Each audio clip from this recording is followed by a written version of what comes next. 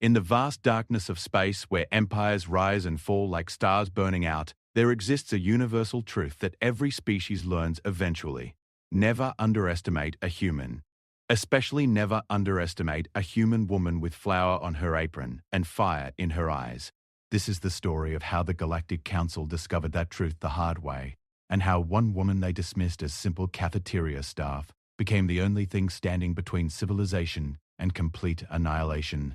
What they didn't know was that she had already saved humanity once before, and she was about to do it again. The kitchen of Station Nexus. 7 smelled like fresh bread and something the aliens called that strange human spice ritual. Maria Chen wiped her hands on her apron, leaving small clouds of flour in the air around her. The morning rush had just ended, and 300 crew members from 12 different species had been fed, most of them without even noticing the small human woman who had prepared their meals. That was exactly how Maria liked it. She moved through the massive kitchen with practiced efficiency, her short frame navigating between prep stations that had been built for much larger beings. At 5'3", she barely reached the shoulders of most Centauri workers, and the towering Kral security officers made her look like a child. But Maria had learned long ago that being underestimated was its own kind of advantage. "Maria!" called Glixer, one of the Centauri prep cooks. His blue skin gleamed under the kitchen lights as he waved 2 of his forearms at her. "The council members are requesting another batch of those protein spheres you make. The Vortan ambassador said they were the only edible thing at yesterday's diplomatic dinner."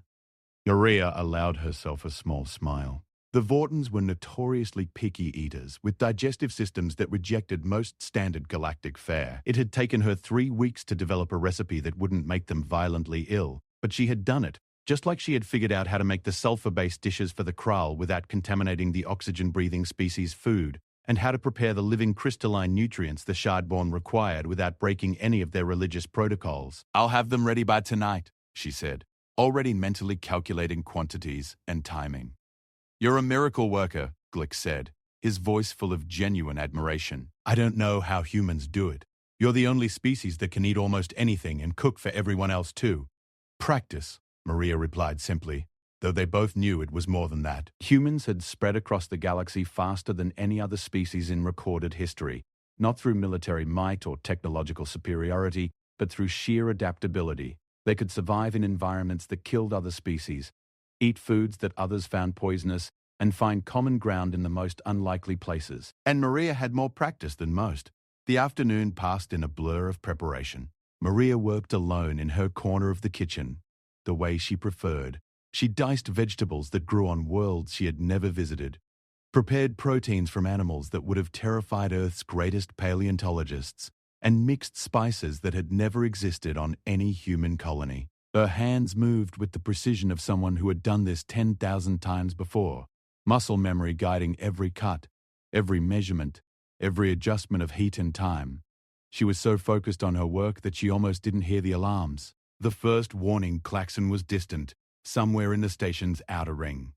Maria's head snapped up, her hands freezing mid-chop. In the 3 years she had worked on Nexus 7, she had never heard that particular alarm. She knew what it meant, though. Everyone who worked on a council station knew what it meant.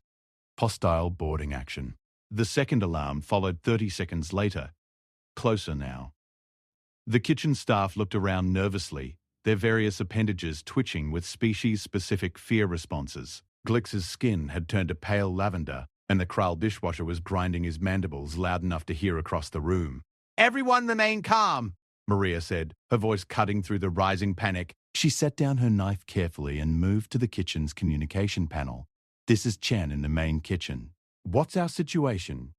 Static crackled for a moment before a stressed voice responded. It was Commander Zell, the station's Centauri security chief. "All non-essential personnel are to shelter in place. We have hostile forces breaching the outer docks." Security teams are responding. "What kind of hostile forces?" Maria asked, her tone leveled despite the adrenaline beginning to pump through her veins. "Raiders. Possibly the Broken Chain Gang. They're hitting hard and fast. Stay where you are and lock down the kitchen. Security will..." The transmission cut off in a burst of static and what sounded like weapons fire.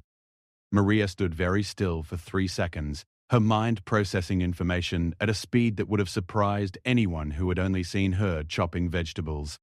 The broken chain. She knew that name. Every human who had served in the war knew that name. They weren't just raiders.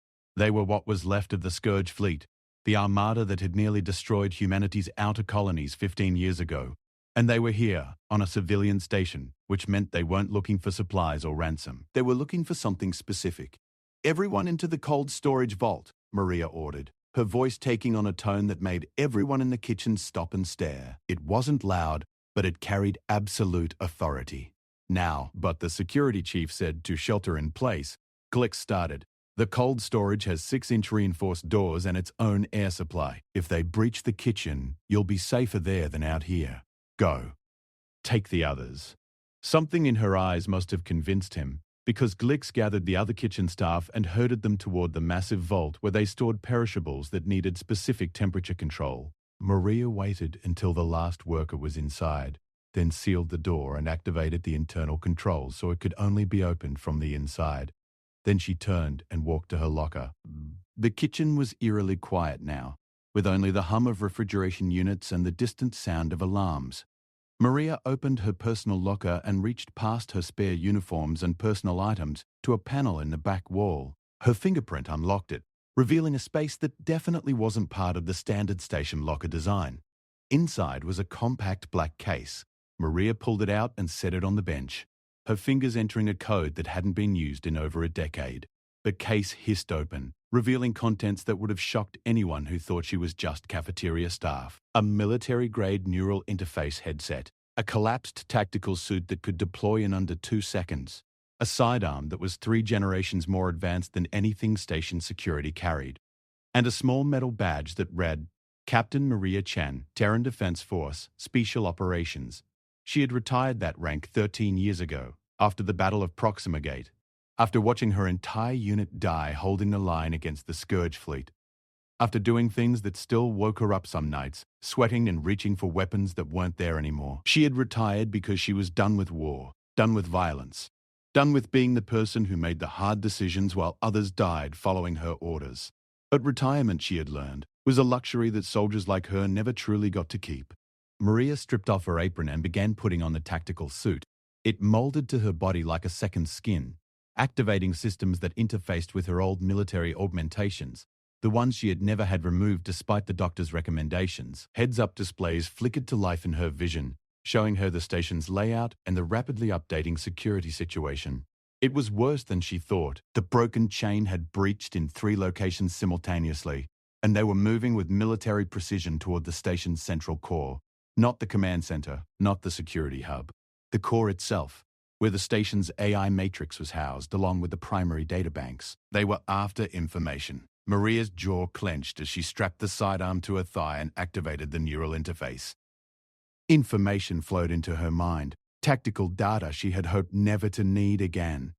14 raiders confirmed, possibly more in reserve. Station security was taking casualties. The council diplomatic staff was locked down in the secure conference rooms, protected by the best shields and guards the galaxy could provide. But between the raiders and those shields stood civilians, hundreds of them. And a security force that, while well-trained for peacetime operations, had never faced something like the Broken Chain's elite shock troops. Maria took one last look at her reflection in the locker's mirror. She looked different now. The kind woman who made protein spheres for picky ambassadors was gone, replaced by someone whose eyes held calculations about firing solutions and tactical advantages. She had hoped never to see that person again. "So much for retirement," she muttered. The kitchen door exploded inward. 3 figures in heavy combat armor stormed through, weapons raised. They were expecting cowering kitchen staff, maybe some basic resistance from automated defenses. What they found was a 5'3" human woman standing in the middle of their entry point, completely calm, watching them with eyes that had seen far worse things than a few raiders in stolen military gear. "Well," Maria said quietly, her hand resting on her sidearm but not drawing it yet. "I was hoping I wouldn't have to do this today." The lead raider barked something in a guttural language Maria recognized as Kral Battlecant. The translation scrolled across her HUD, "Surrender or die, kitchen slave." Maria tilted her head slightly, a gesture that looked almost curious. Kitchen slave. That's a new one. Usually people just call me the cook. The raider raised his weapon, clearly done with conversation. Maria moved. What happened next took less than 4 seconds, but it would be replayed in station security footage for years afterward as an example of why you never, ever underestimated a human, especially one who had served in special operations. Her tactical suit's motion enhancement activated as she dove left. The raiders shot, missing her by inches and obliterating a prep station behind where she had been standing. Her own weapon cleared leather as she rolled, and her first shot took the lead raider in the joint between his helmet and chest plate, the only weak point on that particular model of armor. He went down hard. The second raider swung to track her, but Maria was already moving again, using her smaller size to slip under his line of fire and come up inside his guard. Her knee found the weak point in his armor's hip joint. Her elbow cracked against his helmet's sensory array, and when he staggered, her second shot put him down. The third raider was smarter. He backpedaled, trying to get distance and a clear shot. But Maria had fought Krall shock troops before. She knew their tactics, their strengths, their weaknesses. She feinted left, drew his fire, then went right, using a refrigeration unit for cover. When he tried to flank her, she was waiting with a shot that punched through his weapon's energy core. The resulting explosion took him out of the fight. 4 seconds. 3 hostiles down. Maria stood in the wreckage of her kitchen, breathing harder than she liked. She wasn't 25 anymore, and the augmentations could only do so much. But she was alive, and they weren't getting up anytime soon. She activated her comm, tapping into station security's encrypted channel. This is Chen. Kitchen sector is secure. 3 hostiles down. Someone want to tell me what the hell is going on? There was a pause, then Commander Zrel's voice came through, rough with surprise and something that might have been respect. Chen? The cafeteria worker? How did you... Long story. Short version. I wasn't always a cafeteria worker. Now what are they after? Another pause. Then, they're pushing toward the core. We've lost contact with the security team guarding the main access corridor. If they reach the AI matrix, they get access to every secret the Council's been keeping for the last century, Maria finished, including the locations of every human colony, every military installation, every weakness in our defenses. How did you... 'Cause that's exactly what I would do if I was them. The Scourge fleet didn't die, Commander. It just scattered. And now they're back, looking for a way to finish what they started. Maria was already moving as she spoke, heading out of the kitchen and into the station's main corridors. Her HUD painted the route in her vision, showing her the fastest path to the core and highlighting the life signs of civilians who needed to get clear. Chen, wait for security backup. Zrel started. No time. They've got a 15-minute head start and they know exactly where they're going. If they crack the AI matrix before we stop them, this war starts all over again. And this time, humanity might not survive it. She cut the connection before he could argue. There would be time for explanations later. Right now, there were raiders to stop and lives to save. As she ran through the corridors, her tactical suit systems fully online now, Maria Chen allowed herself one bitter thought. She had come to Nexus 7 to escape her past, to be someone simple and harmless, to make good food and live a quiet life. The universe, it seemed, had other plans. Behind her, in the sealed cold storage, Glix and the other kitchen staff huddled together, listening to the sounds of combat echoing through the station. None of them knew that the quiet woman who made such wonderful meals was currently saving all their lives. And ahead of her, in the station's core, the Broken Chain Raiders were about to learn the same lesson the Scourge Fleet had learned 15 years ago at Proximigate. You don't mess with humanity. And you definitely don't mess with Maria Chen. The war she thought she had left behind was back. And this time, she was going to end it for good. The corridors of Nexus 7 were a maze of gleaming metal and soft lighting, designed to make the thousands of beings who worked here feel comfortable and safe. Right now, they were a battlefield, and Maria moved through them like she had never left the service.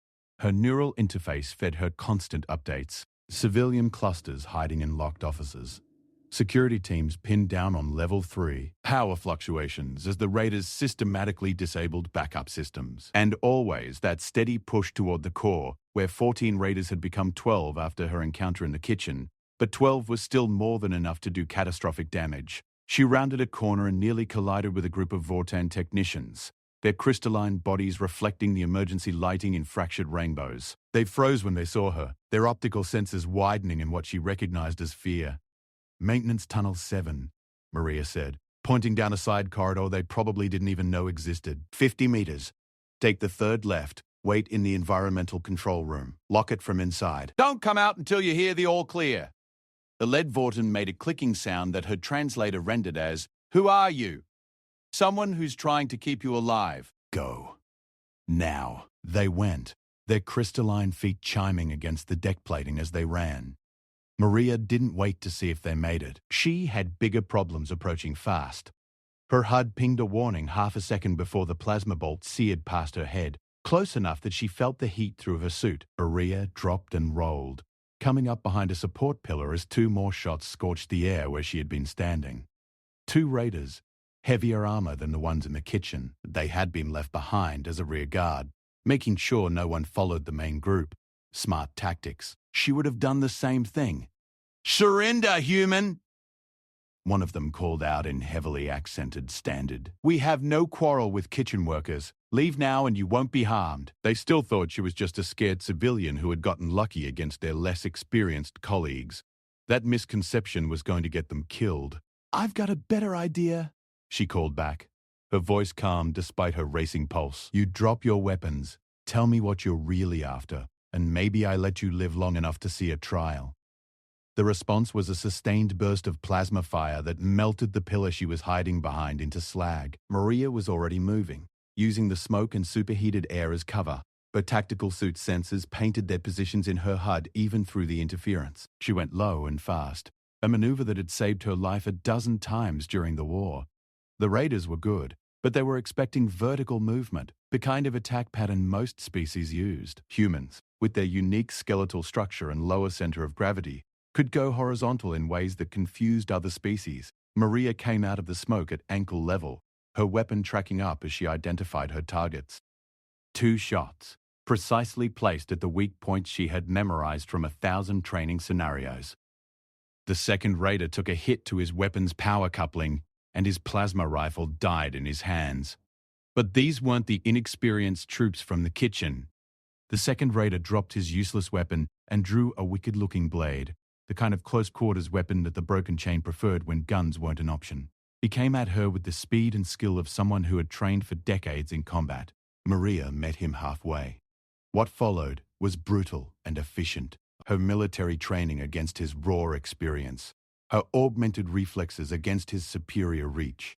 They exchanged blows in a flurry of movement that would have been impossible to follow with unenhanced eyes. Maria took a cut across her shoulder that her suit's medical systems immediately began treating with coagulants and painkillers. She paid for that wound by breaking his knife arm and putting him down with a strike to the nerve cluster at the base of his skull. The first raider, shieldless now but still armed, tried to bring his weapon to bear. Maria was faster. Her shot caught him center mass, and his armor held, but the kinetic impact lifted him off his feet and slammed him into the bulkhead hard enough to crack his helmet. Both raiders lay unconscious. Maria stood over them, breathing hard, feeling every one of her 42 years. The painkillers were working, but she knew she would pay for this fight later.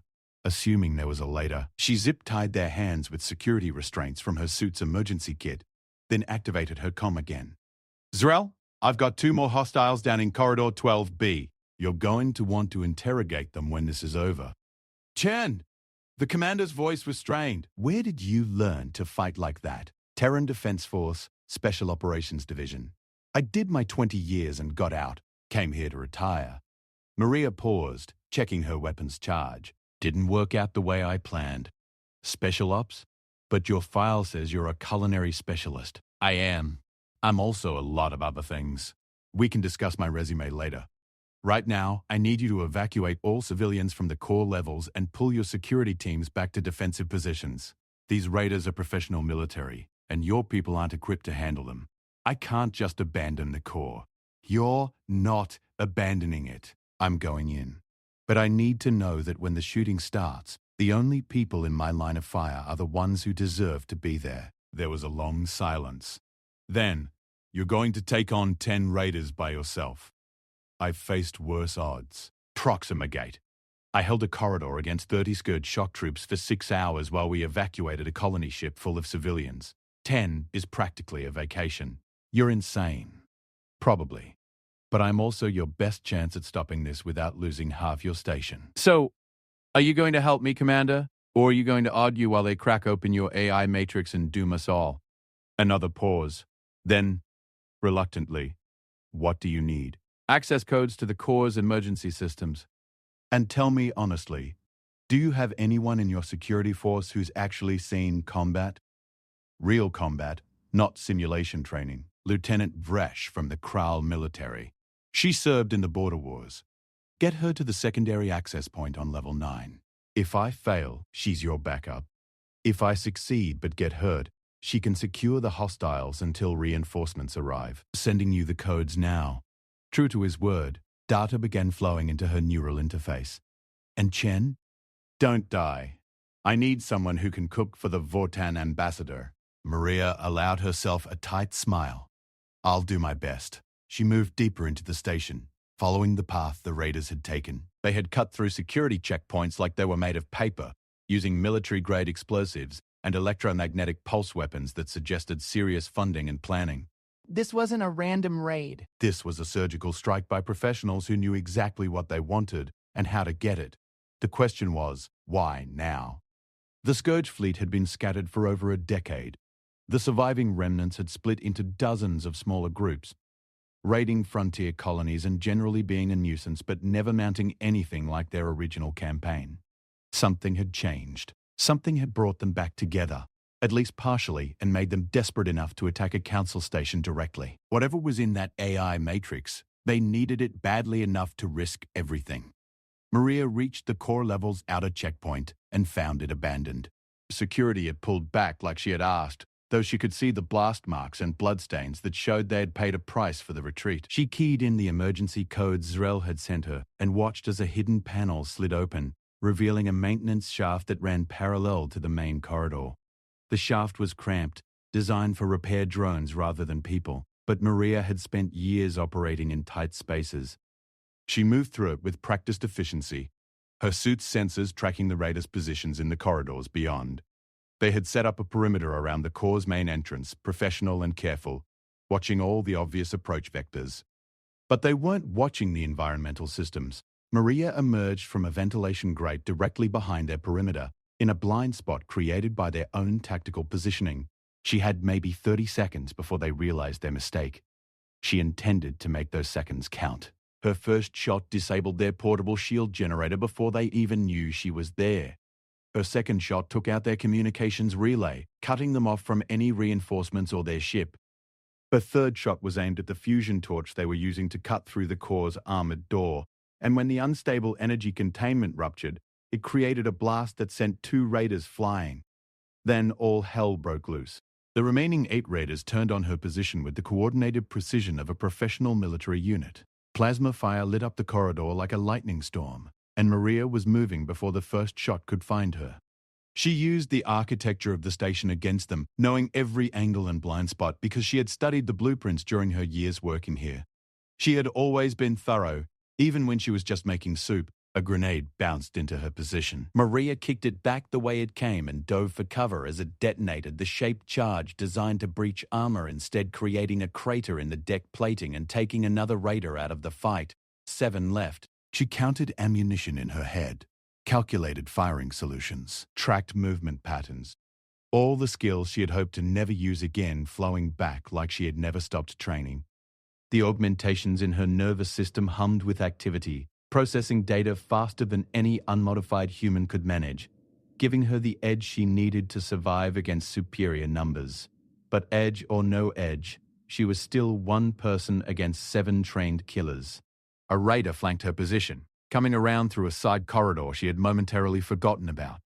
His weapon was already tracking toward her when a plasma bolt from an unexpected direction took him in the back. Maria's head snapped around to see Lieutenant Vresh, the Kral warrior Zrel had mentioned, emerging from another access point with her weapon raised. "The commander said you might need backup," Vresh said, her mandibles clicking with what might have been approval or amusement. "I see he was correct. Glad for the company. Maria replied, putting down another raider who had exposed himself trying to get a shot at Vresh. These are broken chain, professional military. We need to end this fast before they call for help. Agreed. I will take the left flank. Copy that. They moved like they had trained together for years, despite having never met. Combat had its own language, and both of them spoke it fluently. Vresh drew fire while Maria repositioned. Maria created openings that Vresh exploited with brutal efficiency. Within 2 minutes, 3 more raiders were down. The remaining 3 recognized the shift in tactical advantage and did something Maria hadn't expected. They retreated into the core itself, pulling back through the half-melted door their fusion torch had created before Maria destroyed it. "They're going for the data," Maria said, already moving. "If they transmit it before we stop them, then the broken chain will have everything they need to finish what they started." Fresh completed. "I am familiar with the stakes, human. Let us end this."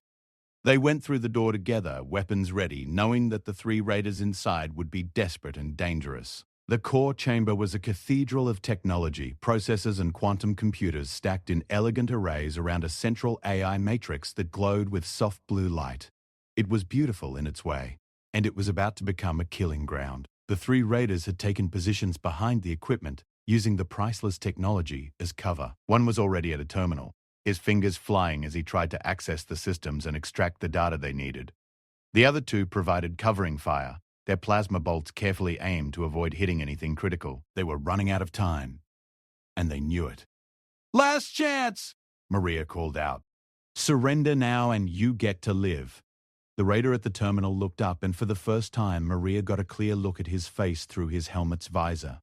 He was young, too young, with the kind of eyes that had seen too much and believed in nothing except the mission. "We can't surrender," he said, his voice filtered through his suit speakers. "Not when we're this close. You don't understand what's at stake." "Then explain it to me." "The Scourge fleet wasn't the enemy, Captain Chen. We were trying to save everyone. And the proof is in this matrix, locked away by the Council because the truth would destroy everything they've built." Maria's blood ran cold. "How do you know my rank?" "Because we've been looking for you for 13 years, the hero of Proxima Gate." The woman who held the line. The one person who might actually understand what we're fighting for. "I fought against the Scourge. I watched my friends die stopping you. You fought against a lie. We all did. And when you finally learn the truth." His words were cut off as the core chamber's emergency systems activated, bathing everything in red light. Klaxons blared, and a voice that Maria recognized as the station's AI spoke with unusual urgency. "Unauthorized data extraction detected. Implementing security protocols. Core lockdown in 60 seconds.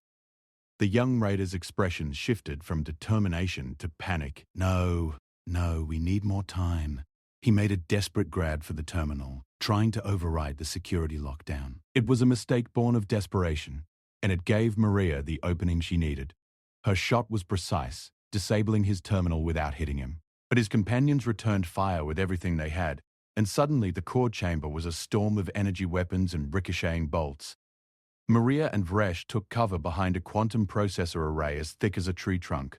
30 seconds until lockdown. They needed to end this now, or the raiders would be sealed in with the AI matrix, and who knew what damage they could do in the time it took to cut them out. "I have an idea," Vresh said, "but you will think I am insane." "Try me." "That cooling conduit above their position. If we breach it, the liquid nitrogen will incapacitate them without damaging the equipment." Maria looked up, saw the conduit, calculated angles and risks. "That's actually brilliant. Cover me." Vresh laid down, suppressing fire while Maria moved, using every scrap of cover available. 20 seconds. She reached a position where she had a clear shot at the conduit. 15 seconds. Her weapon was designed for precision, not infrastructure damage, but if she hit the right spot, 10 seconds. She fired. The conduit ruptured, and liquid nitrogen sprayed across the raider positions at -196 degrees Celsius. Their armor protected them from instant freezing, but the thermal shock was enough to send them stumbling, their weapons dropping as emergency systems in their suits fought to maintain life support. 5 seconds. Maria and Vresh rushed forward, securing the 3 raiders before they could recover. The young one looked up at Maria, his eyes visible through his helmet's frosted visor, and whispered something that her translator barely caught. "The files. Project Omega, you need to know. Then the lockdown completed, and massive blast doors slammed shut, sealing the core chamber and cutting off his words. The battle was over. The aftermath of any battle was always the same, Maria thought. The silence felt wrong after so much noise. The smell of discharged weapons and burned electronics. The way time seemed to move differently, either too fast or too slow, never quite right. She stood in the core chamber, watching as security teams worked to extract the 3 captured raiders and process the scene. Fresh had gone to coordinate with Commander Zrel, leaving Maria alone with her thoughts and the soft hum of the AI matrix that had nearly been compromised. Project Omega. The young raider's words echoed in her mind. What could be so important that the remnants of the Scourge fleet would risk everything to obtain it? Captain Chen? Maria turned to find Commander Zrel approaching, his blue skin showing patterns of stress that she had learned to recognize during her time on the station. Behind him walked a figure in formal council robes, a Zentari elder whose age marks suggested centuries of service. "This is Councillor Vren," Zrel said. "He represents the Galactic Council's Security Directorate. He has some questions about what happened here." Vren studied Maria with eyes that held more intelligence than comfort. Captain Chen. Or, should I say, the woman we have known as Maria Chen, Cafeteria Specialist. The commander has been filling me in on your rather impressive military background, a background that was notably absent from your employment file. "I submitted my real credentials when I applied," Maria said calmly. "Someone buried them. I assumed it was standard procedure for retired special operations personnel. Was I wrong?" No. Vren admitted. "You were not wrong. I buried them myself, at the request of Terran intelligence. They wanted you kept safe, hidden away where old enemies couldn't find you. Looks like that didn't work out so well." "Indeed." Vren moved closer to the AI matrix, his robes trailing on the deck plating. "The raiders you captured have been reluctant to explain their true purpose here, but they keep mentioning something called Project Omega, and they insist on speaking only to you." Maria felt a chill that had nothing to do with the residual cold from the liquid nitrogen. "Why me? That is what I hope to discover." "Will you speak with them?" Every instinct Maria had developed over 20 years of military service was screaming at her to say no, to walk away, to go back to her kitchen and pretend this had never happened. But that same military service had taught her that walking away from hard truths never made them go away. "I'll talk to them," she said. The interrogation room was small and sterile, designed to hold beings of various species safely. The young raider sat alone, his armor stripped away, revealing a surprisingly ordinary-looking human male who couldn't have been more than 30. His hands were secured, but his eyes were free, and they tracked Maria with desperate intensity as she entered. "Captain Chen," he said. "They said you'd come." "Haven't been for 13 years. Once special operations, always special operations." "You know that?" Maria sat down across from him, letting the silence stretch. It was an old interrogation technique, letting the subject fill the quiet with words. But this young man seemed content to wait, studying her face like he was looking for something specific. "What's your name?" she finally asked. "David Cross, Lieutenant Terran Defense Force. Or at least I was before everything went to hell. Terran Defense Force doesn't raid council stations." "No, they don't. But the remnants of the organization that tried to stop a genocide do whatever it takes to finish the job." David leaned forward, his expression intense. "Do you know what happened at Proxima Gate, Captain? The real story, not the official version?" "I know exactly what happened. Do you?" "Because the reports say that the Scourge fleet attacked humanity's outer colonies without provocation, that they were genocidal monsters who wanted to wipe out our species. The reports say that brave soldiers like you held the line and saved humanity from extinction. That's what happened. That's what they wanted you to believe happened." David's voice dropped to barely above a. "But it wasn't true. None of it was true." Maria's hand moved to her sidearm without conscious thought. "Careful with your next words, Lieutenant. I'm telling you the truth that got my entire unit branded as traitors and hunted across the galaxy. The Scourge fleet wasn't trying to destroy humanity, Captain. They were trying to warn us.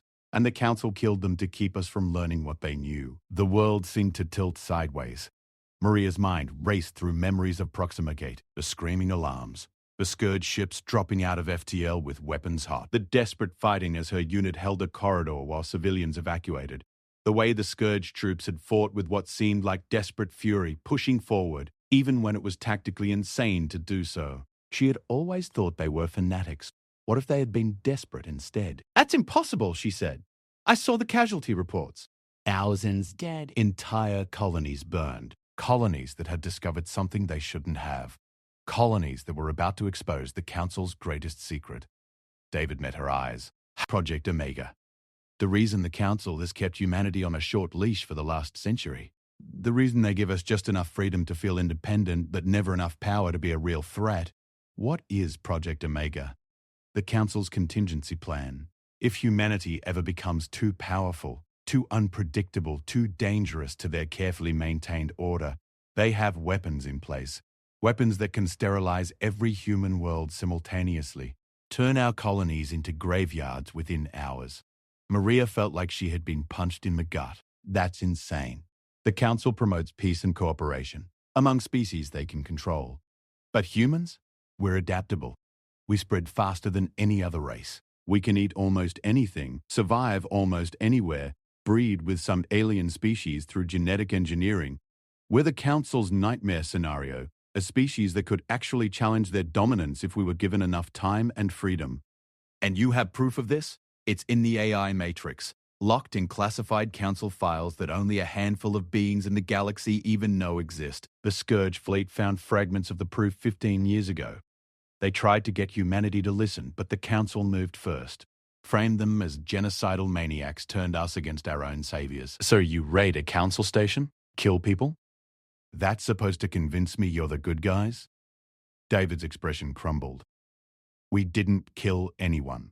Check the casualty reports. Every security officer we fought was stunned, not killed. We used non-lethal weapons throughout the operation. We didn't want more death. We just wanted the truth. Maria stood abruptly and left the interrogation room, her mind reeling. She found Zrel in the corridor outside, along with Councillor Vren.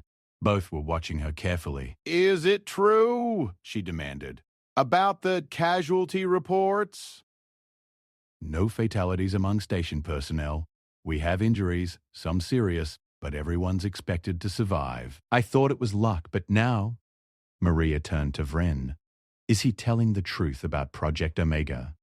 The Councillor's silence was answer enough. You actually have weapons targeting human worlds, Maria said, her voice flat and dangerous. All this time, while we thought we were part of the galactic community, you had guns pointed at our heads. It is more complicated than that. Vren started. Is it? 'Cause from where I'm standing, it looks pretty simple. You're afraid of humanity, so you built a genocide machine just in case we got too uppity. How is that complicated? Every species presents challenges, Vren said carefully. The Council has contingencies for all of them. Humanity is simply more adaptable than most. So you were going to murder billions of people if we became inconvenient. It has never been activated. It likely never will be. It is merely a precaution. Maria laughed, but there was no humor in it. You just attacked yourself. Did you know that? The broken chain you've been hunting for years, the dangerous terrorists, they were trying to prevent you from committing genocide. And I helped you stop them.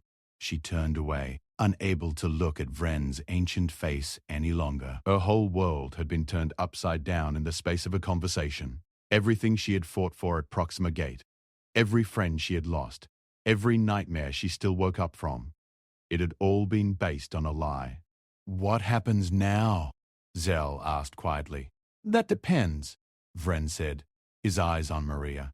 Captain Chen has a choice to make. Maria stopped walking. What choice?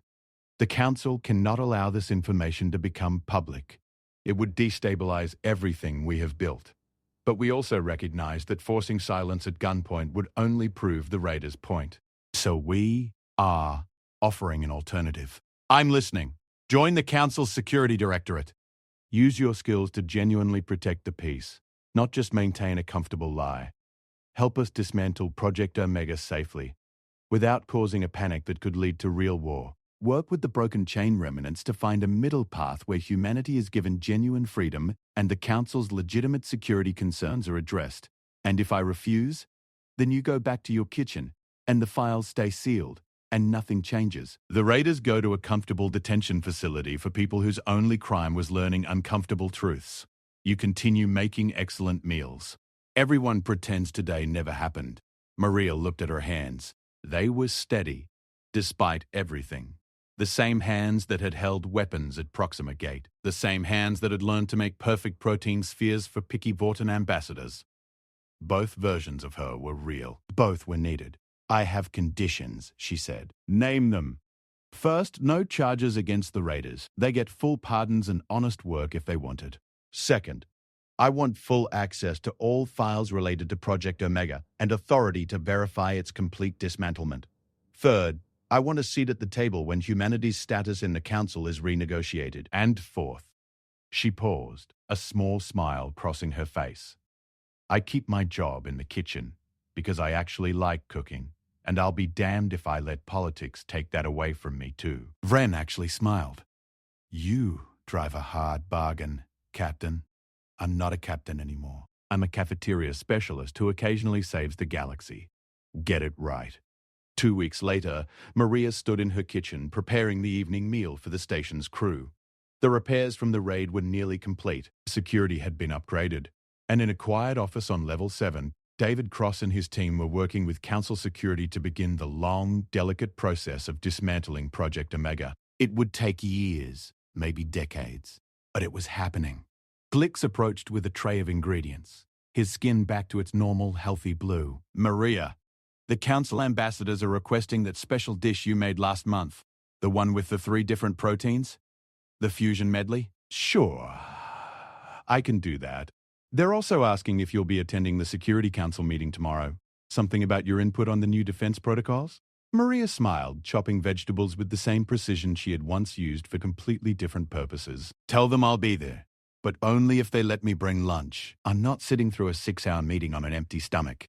As Glix hurried off to relay the message, Maria allowed herself a moment of reflection. She had spent 13 years trying to escape her past, trying to be someone simple and uncomplicated. But the truth was, she had never been simple. She was a soldier and a cook, a warrior and a peacemaker, someone who could fight off raiders in the morning and perfect a souffle in the afternoon. The universe had needed both versions of her, and maybe, just maybe, that was okay.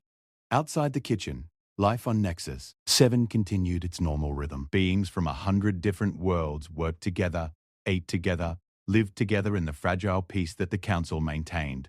That peace was more complex than Maria had thought, built on secrets and compromises and sometimes outright lies, but it was also real and worth protecting, even if it needed to be reformed from within. Lieutenant Vresh passed by the kitchen and nodded respectfully. Word had spread about what had happened in the core chamber, though the full story remained classified. But everyone knew that the quiet woman who made their meals was also the reason they were all still alive. The kitchen staff treated her with new respect now, though Maria tried to discourage it. She was still just a cook, she insisted, just someone who made food and occasionally saved the day. Hey Maria, one of the younger cooks called out. Is it true you held a corridor at Proxima Gate for 6 hours against impossible odds? Maria didn't look up from her work, and the odds weren't that impossible. I had good people with me. But you were special operations. You must have seen incredible things. I've seen enough. Now I'm seeing the inside of this soup pot. And if you don't get me those spices in the next 2 minutes, the only incredible thing you'll see is me getting creative with this ladle. The cook scurried off, and Maria permitted herself a small smile. Yes, she had been special operations. Yes, she had fought in a war based on lies and secrets. And yes, she was now working to make sure humanity's future was built on truth instead of fear. But right now, she had 300 mouths to feed, and that was its own kind of important. In the grand scheme of the galaxy, maybe being a cafeteria specialist who occasionally saved civilization wasn't such a bad gig after all. From the cold storage vault where he had witnessed Maria's transformation from mild-mannered cook to lethal operative, Glix watched her work with a mixture of awe and genuine affection. The universe was full of warriors and heroes, beings who wore their power like armor and made sure everyone knew how dangerous they were.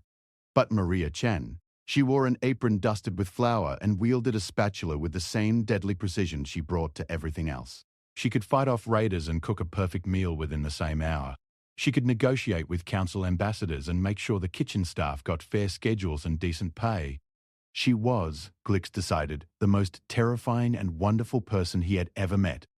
and he was very, very glad she was on their side. As the evening shift began and the dinner rush approached, Maria moved through her kitchen with practiced grace, completely in her element. To anyone watching, she was exactly what she appeared to be, a skilled cook doing the job she loved. But now they knew the truth. She had always been exactly what she appeared to be. The difference was that they had been looking at only half the picture.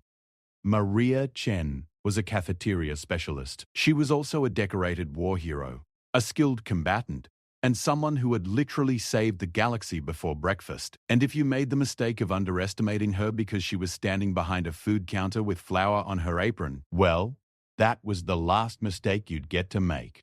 The end.